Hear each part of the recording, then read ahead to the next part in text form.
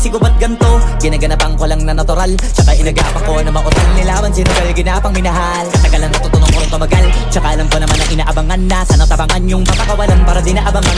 Kaso nga lang pala ba naman ang alabang kinalakihan na galingan ng galingan, kaya nakasanayan ko makabuo na madiin. Di ko na malayo na malayo na malayo na malayo na mamatay ako ng pailing. Mga naniwala di ko pwede biduin, di ko pwede pakitaan na bitin. Kung natingin na lang busugin ko pa din kahit kabisado na kalitiin. Alam ko na may mata na nagbabantay kung paano ako sasablay. Matyagang nag-aantay kung kailan ako tatamlay at kailay. Yung mga laway na makita ako na mahina. Umay na manirang alay na manghila. Kasi nga walang pinakitang hindi pamatay.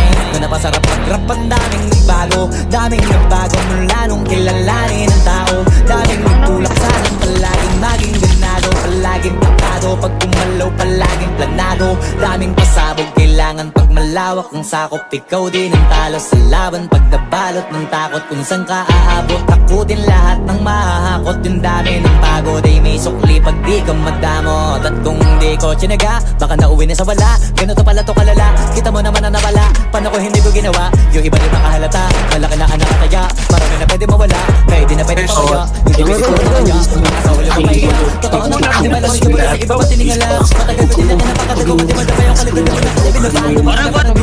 Patay, tanga na mo. Wala na. Napakarami ko nakukuha, pero di pa rin nalulula. Sa ugali wala pa rin binago. Tao pa rin pag umaharap sa tao. Pero pag usapang rap pa, iba-iba ako. Literal na may bago kung naabangan sa tuwing may Like and Okay, on top. subscribe. Ayan. Like and subscribe, bitches.